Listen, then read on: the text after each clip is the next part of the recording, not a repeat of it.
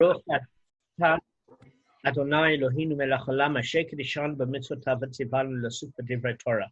Amen. Baruch atah Adonai Eloheinu et divrei Toratcha b'finu v'fi Okha Beit Yisrael. V'hinei anachnu v'tzetzenu v'tzetzei Amcha Beit Yisrael kulanu yodei shemecha v'lemdei Toratecha lishma Baruch atah Adonai melamed Torah le'emu Yisrael. Amen. Baruch atah Adonai Eloheinu melech haolam asher b'chabanu mikol hamim v'natzal lanu et Torato Baruch atah Adonai notenu Torah. Amen. Amen. Okay, good.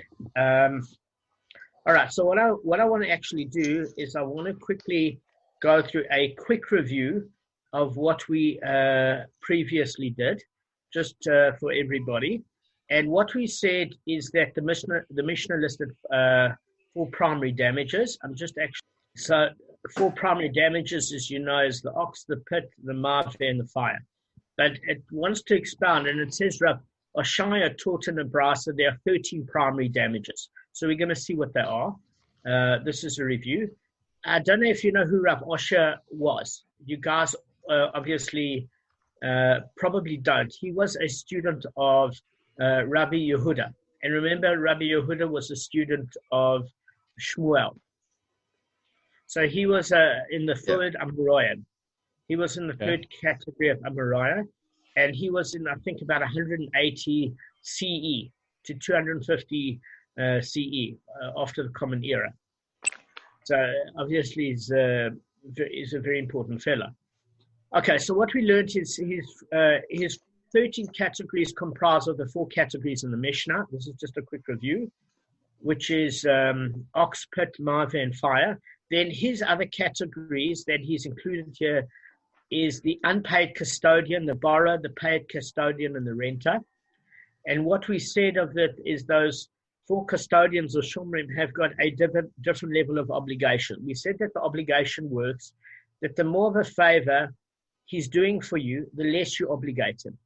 So an unpaid custodian is looking after your stuff while you go on holiday and isn't going to require any money. You can't hold him liable for everything because he's going to say it's just not worthwhile for me to have all this headache and drama. So that's known as a shomer chinam. And he's liable only if the object in his care is damaged as a result of negligence, but if it's lost or stolen, however, he's exempt. Then a paid custodian is a higher degree of responsibility. Obviously, if there's negligence, he's responsible, but he's also responsible for items lost or stolen. But if it's lost in terms of an unavoidable accident, like it's struck by lightning, he is exempt because it's such an unusual form of damage. Now, what we said is the Gemara seems to describe lost as not only disappeared, but rendered useless, like in a car accident or something like that. A borrower, a shoel, is obviously assuming the greater degree of responsibility because you're doing him a favor. So if you're doing him a favor, you've got nothing to gain. So at the end of the day, you are a little bit nervous because there's everything to risk and nothing to gain. You're not earning as a result.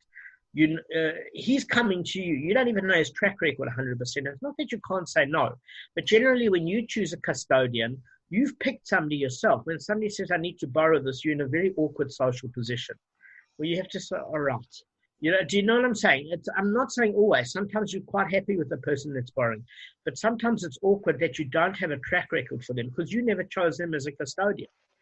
And in that case, he assumes the responsibility of being having to make restitution if there's negligence, it's lost or stolen. And even if it's lost, as the Gemara terms by being struck by lightning in an unusual event, the only exemption he has is if the piece of equipment dies in the use of which it was intended. We used the example last time of a car. If you blow a head gasket, that clearly wasn't from one day's worth of use. So even they borrowed the car, and he was the unlucky individual that happened to have it in his presence. You can't make him responsible for a build-up of damage. So that's the exception. Then we said that the last category of a shomer was a renter, a shocher. And that's a subject of Tanaic dispute. Why? Because he's got certain characteristics, and you guys all hit it on the mark, because you have Tanaim that say, according to Kevin, Gavin, and Arthur, and that say according to Michael and me. And what did we say? we said that because there's a certain amount of the renter where the person is deriving benefit, in other words, is deriving rent, which is a greater benefit than having somebody look after your stuff and not charge you. Here you're actually earning. So in that way, it would even mimic an unpaid custodian, even more so, because you're the one that's deriving the most benefit. But others are caught in the status of the paid custodian, because according to Kevin, Arthur, and Gavin, what they write is somebody can't just rent your stuff and end up decimating it or losing it, etc., because you can't have a rental business. Many people have a rental business where they rent like Springbok hire, equipment like ladders, scaffolding, earth-moving equipment, tools, etc., and they can't have people being negligent. So I think eventually with the Tanaic dispute, there might be aspects of both. We're going to discuss this soon. This is an argument between Rashi, Tosfot, and Rashba, and the Rashash. Sorry, not Rashba, and the Rashash for the logic behind the usual sequence. Okay, so a couple of things I wanted to quickly cover. That was a summary of what we did last week. We also said that he added, again, we've got four categories in our Mishnah. We've got his categories, which are another four types of guardians. Okay, the unpaid custodian, the paid custodian, the renter, and the borrower. And in that particular case, what we said is that comprises of four. And then we said what comprises of four is the four in the Mishnah. So far, that's 8. And then what did we say the others comprised of? That is when man damages man. So, for example, you have a netzach, which is actual damage. And that occurs whether an ox damages a person, an ox damages a person or an ox damages an ox. That's actual damage, netzach. But when a man damages another man, or woman or child, you've got tsar, you've got the pain, you've got refuah, the healing, you've got the shevet, the unemployment, where while somebody's recovering and convalescing, you pay for that. And you have uvushet, which is humiliation. Humiliation doesn't always occur. It's only if you damage somebody in public that particular thing would occur. So that's in total of 13 according to Rav Oshia. So before we go on, has everybody got any questions so far? I just thought a summary makes sense. No, I appreciate it. That makes sense. Thanks, James. Okay, thanks. Guys, I'm sure you all okay, otherwise you'd bleed. Yeah, what's the section we're covering today? It's 4? Good question, 4B1. 4B1, okay, great. Okay, right. So now what we say is our Tana of the Mishnah. Basically, the Mishnah wants to know that why hasn't Rav Oshia's listing been included? Because they're obviously very logical. So what we said here is, what is the reason that the other 9 damages are not included? Well, I mentioned this the other day. Can everybody tell me why, according to Shmuel, it's not listed?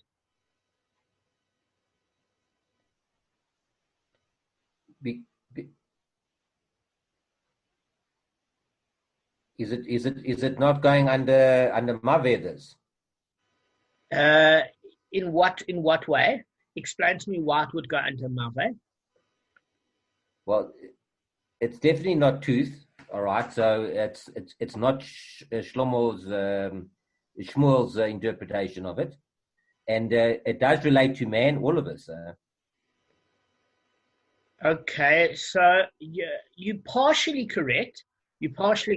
So well done for being the only one to break that awkward silence of what we did on Thursday. So you're right in that Shmuel considers Maveh the tooth. And this is not a case of the animal damaging by physical gratification. I'm just articulating it more clearly in what you had in your mind. So it's not a case of physical gratification damage to man's property. This is a case where we said, when you pay for pain, healing, unemployment, humiliation, and actual damage, this is where man damages man. When you're looking at the fact of the 4 custodians, the unpaid custodian, the paid custodian, the borrower, and the renter, what are they? So that isn't damaging man. That's a different issue. But certainly according to Rav Ashaya's some of his listings, we're talking about man. So therefore, Shmuel, if the Mishnah is going to Shmuel, it's not going to include it because Shmuel is talking under Maveh of physical gratification damage caused by one's animal. Well done, Gav. I hope you don't mind me articulating it a little bit more specifically. No, it's much better. Thank you. We have to put those other concepts, and I know they were in your head, and probably all of you guys had it at the back of your head. It's just a morning session can be a little bit brutal, so I completely understand. All right. Now, according to Rav, why wouldn't he list it? Because Gavin's right. According to Shmuel, why wouldn't Rav list it? Because he probably lists it further down because he looks at the 4 at the beginning to be just like a table of contents. So it's going to come. It's probably going to come further down. So he's not worried about it at this point in time. That's perfect. That's exactly it. That is exactly it. So what we're saying is, I mean, I couldn't have said it better myself. Is that everything that's included under Maveh, man, would include Rav Oshia's categories. It would be included. The only thing he mentions in the first Mishnah is man as a general category. When we get to 15b and other sorts of explanations of man, of course it's going to come up. But at this point, it's the fastest that it's under the main category of Maveh. So well done, Gav. That's perfect. Now, I want to ask you guys something just to see, if you have a look at the 5 issues where you have actual damages, which is the nezak, and you have tsar, you have pain, you have refuah, which is healing, shevet, unemployment or convalescing, and vushet, which is humiliation. That's obviously man damaging man. But what I'm saying is that makes sense. But why would you have it under damages? Because it's not something that damages you. That's what the Gemara is coming to ask. That's one of the questions. Anybody got a... What's damaging your livelihood? It affects your income, your panosa. It's going to cost you. Okay. And it's damaging your property. No, we're talking about those other damages. Humiliation, pain. Man. Yeah. Are you talking about humiliation, pain? Have I got the wrong ones? Yeah, but your first answer was kind of there. Michael, what's your thought on this? I was just saying, just because it's not physical damage, psychological damage counts. I mean, it has an effect on a person's well-being. So okay. It should be compensated in some way. Okay, so you both onto something. So look, there are aspects here. The only thing that's psychological in damage is what you call vushet, which is the humiliation aspect. And that occurs with when Rabbi Chaya, Rabbi China gives an explanation that one of the damages for humiliation is if a woman is raped, or a man is made to feel humiliated while he's beaten in public. So that is for sure psychological. The rest are very physical in nature. In other words, physical pain, the healing process, medical bills, etc., etc. Those are very physical. But what it's coming to say is, although it's not a damager, it's the result of a damager having its impact on your psychological well-being and physical body, both. So you're both right. So that's just the distinction. The reason was put in this category because the Gemara asked, but this is not an actual damager, and we're listing damages. And we say no. The other opinion of the Gemara is we have to mention it here because this is a consequence of what happens when a damager affects you with regards to man versus man. So that eliminates that question. So guys, you did well. That makes sense. Now, one thing I wanted to bring in mind, that there are 2 separate verses in the Torah to teach liability for damage caused by man, okay? And one dealing with man that damages another man, and another one where man damages a property. So the one where man damages a property, it's in Leviticus 24:21. And it states, when one who strikes an animal shall pay for it. And the verse that causes damage from one man to another is in Exodus 21:24, which states an eye for an eye, which is expounded in the Gemara to talk about monetary compensation. Are you with me? So this is based on those two sorts of scriptural damages. Now, I did put that document in the Bava Kamma file for you guys to refer to it at any time, and I have emailed it to you. Yeah. Great. Dame, can you just maybe just talk about, I don't know if it's just veering off the path of where we're going with this whole thing, but just, I've never understood an eye for an eye. If it's literal or, what its actual interpretation is, in your opinion. I mean, obviously it's not literal, totally literal. Yeah, listen, I've also found that a little bit problematic, because one of the things that I found very difficult is I don't understand why sometimes the commentaries don't just say what they mean. It's an issue, Michael, I've also felt very much similar to you, and I honestly don't have an answer, because I've said to Simcha Steinhauer, and Gavin will remember me saying this probably, I said, why can't it just be direct and say, if you damage a person, if a person damages another person's eye or tooth, etc., financial compensation to that value is due. Why make these parables and then infer from there an eye for an eye, etc.? Because it seems literal by nature. So why do it? I've got an idea. I've got an idea about that, James. Is it a hook? Just hang on one sec before you've got an idea, Arthur. I just want to clarify that's Michael's question, because you might have a great idea. No, that is my question. Yeah, that is my question. I don't know. I've never read anywhere, about an accurate. I've never got an accurate answer about it. I don't know. Anyway, any other guys? Yeah, so you know what I'm going to do? I'm going to actually ask. I'm going to ask Simcha Steinhauer, and I'm going to ask Rabbi Kahn why it can't, why it's not literal. In other words, why do you have to hint at it and then extract it? I don't know. I'm going to find out. What is Arthur's suggestion? Well, Damon, if it's an eye for an eye, let's say the guy loses his eye, you lose your eye. You have to put a value on something. And how valuable is your eye that you're going to get dug out? So there's your monetary compensation. If you say it's just monetary compensation, how much is it? But then that should be an entire argument by saying just like all these other damages with ox, one's property that damages a person, or a person that damages one's property, these damages are mentioned. But even when it talks, for example, like refuah, healing, it doesn't just say healing X amount. There's a whole calculation that's worked out in the Gemara according to what sort of medical bills that person needs. Okay. In terms of convalescing, what are they capable of doing in their new position? Actual damage. What damage has caused them a rendered loss of income for the rest of their life? So all of these are calculated, and what Michael and I are saying is it's very frustrating, because any zealous non-Jew that reads this has the interpretation that if you take out somebody's eye, you can almost have the vengeance enough to take his eye out.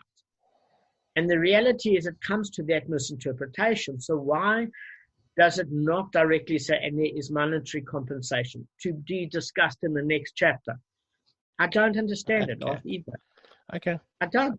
But isn't the Torah, Damon, the Torah has a lot of cryptic stuff. I mean, that without reading the Gemara, without reading the Mishnah and the Gemara, you won't understand the Torah. I mean, there's lots of concepts like that. I can't think off the top of my head. It's the same with Shabbat. It's like, who says it's on a Saturday? Who says it's tied with a Hekesh with the 39 Malachot? The 39 creation factors of the tabernacle? Who says that? So I agree that obviously there's certain things that they don't want the non-Jews to derive. But if you're going to create a humane society, the last thing you want to insinuate is for a loss of a body part, you can remove their body part. But, however, we see in terms of killing that is the case. That for murder, the person pays with their life. So why is one literal and why is one monetary in nature? And I need to ask, because Gavin and I actually don't know. Because you can say with murder, well, that is literal. You pay with one pays the kapara with one person's life. You get what I'm saying? I'm not arguing with you, but Marco's issue with that is an issue I have with it too. And the thing of it is, I have to find out. Guys, you want to do? Does the Gemara discuss it at all? Gemara must discuss it somewhere. I'm gonna find out because it must do. But it's a question that I think is relevant. And Kevin, obviously, you're absolutely right that it doesn't say it explicitly, but it does say that if you take a man's life, you shall pay with your life. I'm obviously saying it in parentheses, but yeah. So why in this case is it not literal? Or why shouldn't you take it in this case literal? All right, so let's just go with why I mentioned these two verses in Leviticus and Exodus is merely saying the following, is that Rav Ashaya distinguishes between two different types of damage inflicted by man. The one is that when man inflicted a person's property, and one when man inflicted another man. And we see that Rav Ashaya made this distinction because when man affects another man, he pays for extra damages, apart from the actual damages of pain, healing, unemployment, and in some cases humiliation. But if man damages an ox, obviously that's not the case. You know what I'm saying? And if an ox damages an ox, there isn't that particular case. So the Gemara wants to come and say, listen, we don't understand what Rav Ashia is teaching. Why can't it do the same thing that when an ox damages an ox, let him teach one category in reference to an ox that damages an ox, and another one when ox damages a man. So let me just unpack this very simply for you. The cases that Rav Ashaya is speaking about is, number one, when man damages one's property, that has one form of payment. When man damages another man, it's subject to other forms of payment. As we said, pain, healing, unemployment, and humiliation. So the Gemara says then fine, because there are different scriptural sources for oxes. There's one where ox damages another ox, and there's one where ox damages another man. So why doesn't it teach that particular case? Why doesn't Rav Ashia do? And the proof of it is when it speaks of an animal that, in the case of Keren, let's say Keren, when ox damages a person, okay? When an ox damages a person, it's spoken about in Exodus 21, column 28 to 32, and when an ox damages an ox, it's mentioned in 35 to 36 respectively. You get what I'm saying? So it's saying, why didn't Rav Ashia make a distinction between when an ox damages a person and an ox damages a man? Does anybody have any suggestion?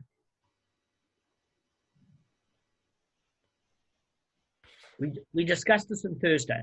We did touch on it.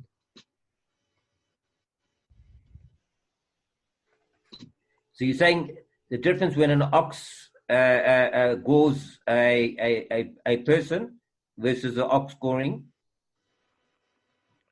Okay, what I'm saying is Rav Ashaya brings the first cases as follows. He said when man damages property, he taught that separately compared to when man damages man. Okay? And I've given part of the answer now. Because there's when man damages man, you're subject to other sorts of payments apart from actual damage, which is pain, healing, unemployment, and in some cases humiliation. And it uses two scriptural sources, the one in Leviticus and the one in Exodus I mentioned. So then the Gemara wants to turn around and say, well, why didn't Rav Ashia teach the two scriptural sources when man, when an ox damages man, and then when an ox damages an ox, because it's also got two different scriptural references, of which I said. But that's covered under Keren, though. No. Keren is a case. Keren is just the biblical reference when an ox damages a person versus an ox damaging an ox. That's I'm saying to you that is the scriptural source in Exodus 21. Column 28 to 32, when an ox damages a person. And when Keren, for example, that's the one listed, damages another ox, it's in 35, 36. But I need you to answer the question. What I'm saying is, why did Rav Ashaya not mention that? In other words, we're saying the first thing is that you use the two different scriptural verses when man damages a property versus man damaging man. Why didn't he mention, because there are two scriptural verses when one's ox or property damages other property, being another one's ox or man? Why didn't he do that for the same thing? Because again, they're two different scriptural sources. Does anybody have an answer? Has it got to do with like a death penalty versus a financial penalty? So here in the second case, not really, because when we say an ox, well, Kevin kind of gave an interesting answer, because when whether an ox damages another ox or an ox damages a man, the payment is the same. Again, what do you pay for? You pay for only actual damage, right? Okay. Which is nezek. That's all you pay for is nezek. You don't pay the other cases. And the reason why Rav Ashaya taught separately a case when man damages property versus man damaging man is that when man damages man, apart from nezek, actual damage, you pay for the pain, you pay for the healing, the unemployment and humiliation. And we say, while there might be two scriptural verses to have it incumbent upon a person's property that damages either another property, being another ox or man, that you have to pay, the actual damage is fundamentally the same. You only pay for nezek, you only pay for actual damage.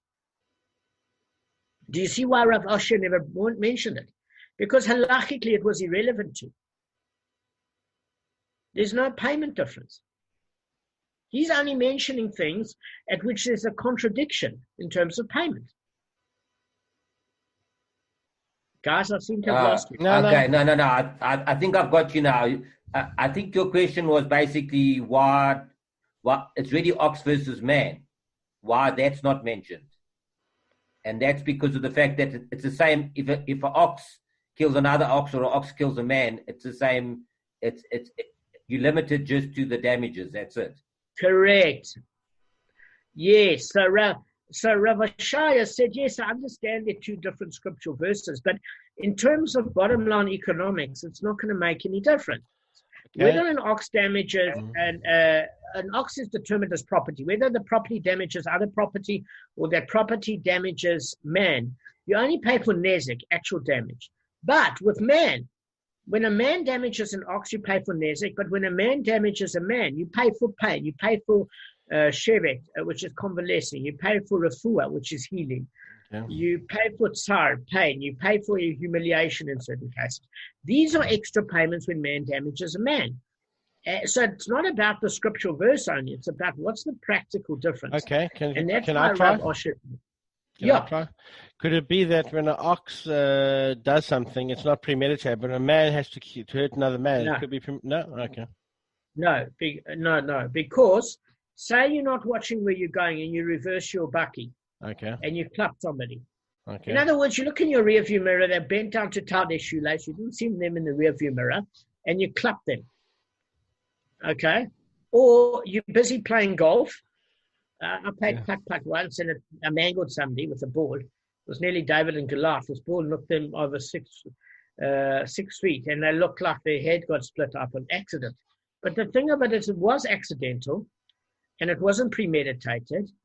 But when somebody needs stitches and something, you still have to pay for it and the pain and the recovery and all of this. So It's exactly as Gavin said, that it has to do with the actual difference. And what's the difference is when ox damages man or ox damages another ox or any other part of your property, he only pays for nezek, actual damage. But when man damages an ox or any other property, he only pays for nezek, actual damage. But when a man damages a man, and the proof of that is when man is sleeping. Remember, we learned according to Rav, one of the totals is a sleeping man. It wasn't on purpose. He thrashed about in his sleep, or whatever the case may be. In that particular case, it's not about the nature of intent. It's about the nature of damage. Okay. Now let me just ask you guys one other question quickly, which the Gemara wants to talk about. Why, if we talk about the case, we must know that Rav Oshia separates between two different types of damage, right? The difference of a distinction between where man damages property versus man damaging a man. Let me give you an example. If you take about the case of the unpaid custodian, the borrower, the paid custodian, the renter, is man damaging another man, or is man damaging property? Property, yeah. How?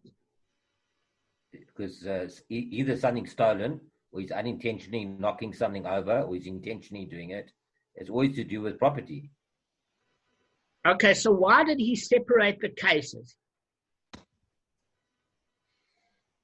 Let me clarify. Let me clarify. You okay? Well, the payment is different. No. We're talking about the case that if you take a look at property, where man damaged property, in this case, okay, under the category of Mave, we're talking that Rav Asher taught. Let me give you an example. If I say to you, how does an unpaid custodian borrower, paid custodian and renter damage? How do they actually create damage? Negligence. Okay, you're onto the right track. What do you mean by that exactly? No, they can intentionally steal as well. You're both correct. So let's discuss this. As a custodian, each custodian has a different level of guardianship, okay, and a different level of stringency of guardianship. So if he fails to fulfill his obligations, where drama happens and that person's property is damaged, whether it's lost or stolen or damaged in negligence, etc., that failure to fulfill your obligation of watching it has caused the damage. Therefore, Rav Asher put it into two separate cases because one is indirect damage. Again, if you look at the Mishnah, that's talking about direct damage with the hands. When you look at Mave is either the actual damage of man striking a man, or a torda when man's in his sleeping striking a utensil. Let's take a case of where man strikes a utensil. Man is damaging property directly with his force, right? Or if he spits, as a torda and his spit is got a stain on, like he's chewing tobacco and it goes in a woman's white dress. That's actual person's force. Whereas this, a failure to fulfill your obligation as a custodian, has caused an indirect damage of a proper loss. So Rav Oshaya is separating the case of direct damage with indirect damage. Yeah, okay, good. Does that make sense, Michael? So you were right when you said negligence, but it is negligence, but it's more than that, because some of the other custodians are responsible in addition to negligence for loss of stolen items. It was their failure to fulfill the obligation that caused a loss to the other party, but it's indirect. His hands never caused it. Right, so that would be listed in the Gemara under indirect damage. And he taught cases separately of actual damage. Where did Rav Oshia teach direct damage? When man strikes a man, you've got actual damage, humiliation, medical bills, convalescing, maybe humiliation, etc., etc. And then when he includes the four cases of the Mishnah, when one's property damages or man damages another article, it's directly Keren, Shane, and Regel. Okay, it's a result of the animal's body that creates the damage. Keren, horn, or it's intentional damage, but it has to be a impact damage. Okay, and if you have a look at Shane, it's the animal's physical gratification to actually damage and eat or rub its back against the wall that damages a wall or eats a person's vegetation. Or Regel, when an animal tramples or uses its body and knocks things. These are physical direct damages compared to indirect damage. So that was something I just wanted to bring to your attention. And then one other thing, yeah. No. We should have actually got it, direct and indirect. Sorry, it's just probably early in the morning. It's kind of obvious. We should have got it. Anyway, we didn't. Thanks for telling us. Yeah. It's not an issue. But if you have a look, is that it's actually quite a simple list that he's got. It's not a complicated list. And basically, the Gemara cites another brisa, which we're going to do next week, which contains an even longer list of primary damages. And this is Rav Chia. So Rav Chia was the uncle and teacher of, I think, of Rava, if I'm not mistaken. He was the uncle and teacher of Rava. Yeah, not of Rav. The uncle and teacher of Rava. So that's quite something. So we're going to deal with that next week. How many more minutes have we got? Because there's something I just want to bring it to your attention. Arthur, put your mark on. It's probably more than 10 minutes because we haven't got the calendar. I mean, I've got this clock timing since we started, James. It's 41 minutes. So you probably got another 10, 12 minutes or so.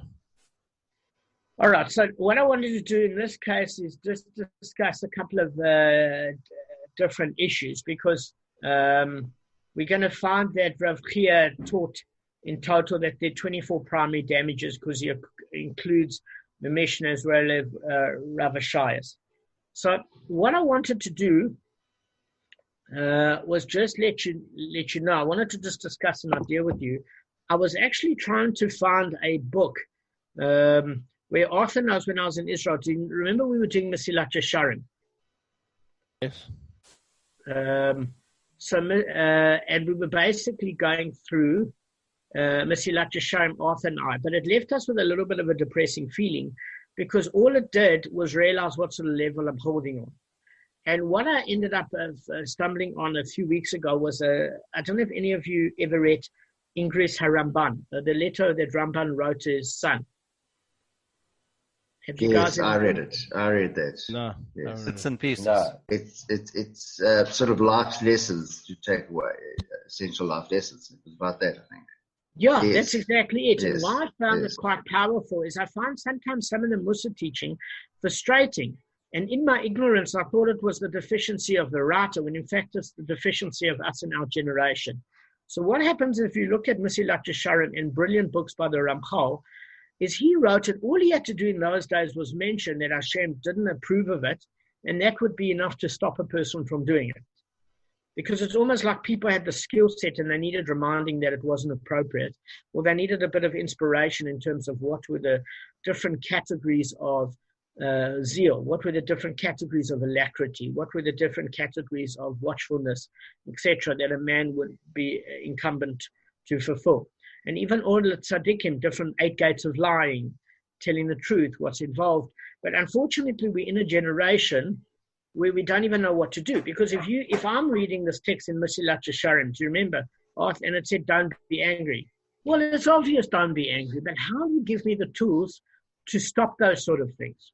And I found it frustrating, not that there's a deficiency in the book, but sometimes we miss the skill set of the techniques of how to work on it. So I was very happy a few weeks ago when I hit this Ingris HaRamban. I had it and I was packing up. The only thing of it is I felt a little bit sickened when I realized he was writing this to his 18-year-old son, and his son knew more than me in terms of how to behave himself. So there's a couple of things I wanted to go through every day for about 2 or 3 minutes in this book, because I think it's quite handy. And one of the things he says to his son is that, I just want to read this to you, is he talks about that,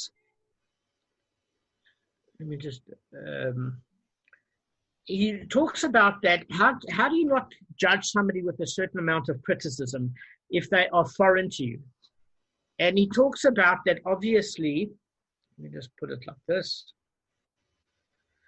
He was talking about that if a person is wise or wealthier than you, you must show him respect. If he's poor, you're rich and wiser than he. Consider that he might be more righteous than yourself. If he sins, it's the result of error, while your transgression is deliberate. So I just want to just go through a couple of things in the book, because I think this is very helpful. So one of the things he's talking about is when you look at somebody else that's very different from you, there's naturally a critical nature. We feel much more akin to people that have commonality with us. And, when you're in a position of financial difficulty and people are doing very, very well, they look at you that you must be slightly either moronic, you're lazy, you don't have the right skill set, etc. Because if you look in the Middle Ages, when people were receiving charity, they were known as the unfortunate ones, meaning that that person's muzzle was poor.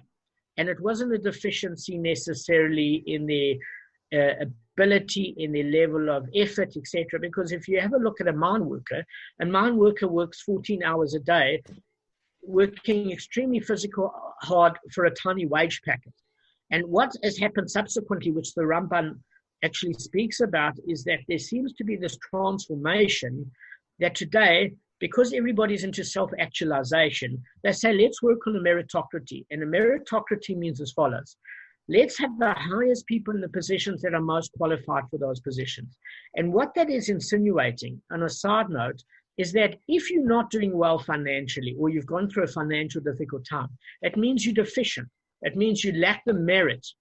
It means you lack either the ability or you're lazy. And because we are masters of our own destiny in the last 2 or 3 centuries of thought, he was writing at a time where he said that this sort of thinking is also very dangerous, because you're going to come to see somebody that's poorer than yourself as being some way incapable or in some way Rahmanis.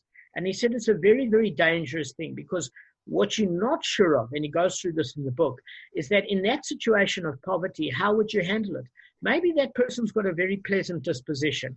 Maybe he can still greet you with a smile, even though every moment of every day his stomach is turning with anxiousness. Maybe the fact that he can still believe in Hashem and have an affectionate relationship with Hashem, even though he's going through such hardship, is indicative of a very high spiritual level. And before you look down on him, maybe see that the wheel of life can turn, and that the people in their youth are looked after by their parents because they're not financially independent. And when you get older, I remember at 84, my grandfather was working at Selborne Carpets because he didn't have enough money to retire.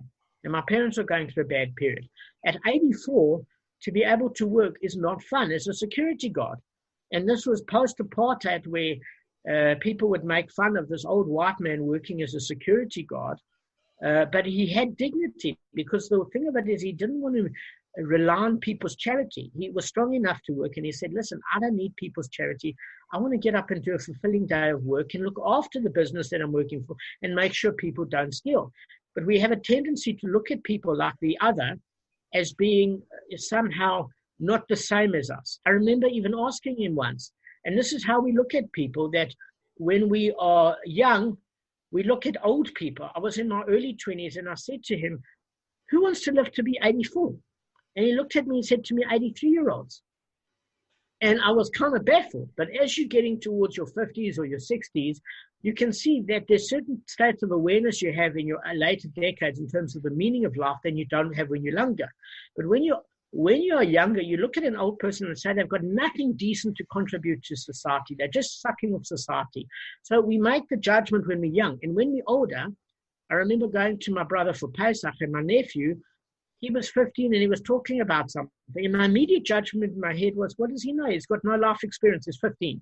And I stopped myself and I thought, listen, while I'm here for Pesach, I'm going to come with a fresh mindset and actually speak to him and remember what I was like when I was 15. And we ended up having the most amazing 3 days together, because we always judge somebody in a different stage of life as either having a lack of wisdom. This is what the Ramban is talking about, because they're young and they can't teach us anything. Or they're rich and maybe they've stolen their money and they've gotten corrupt and they haven't given enough tzedakah. We don't know if we were rich that we wouldn't be extremely arrogant. We don't know that if we would fulfill all the obligations. And it's the same thing with the poor person when we judge them, or we judge a person that is simple and not very intelligent, that we say that, listen, the guy's wasting oxygen. Instead of thinking that maybe the guy has an innocence about him, and we've got a corrupted mindset and we're scheming about things and scheming about the next business thing. And he's just got a pure soul.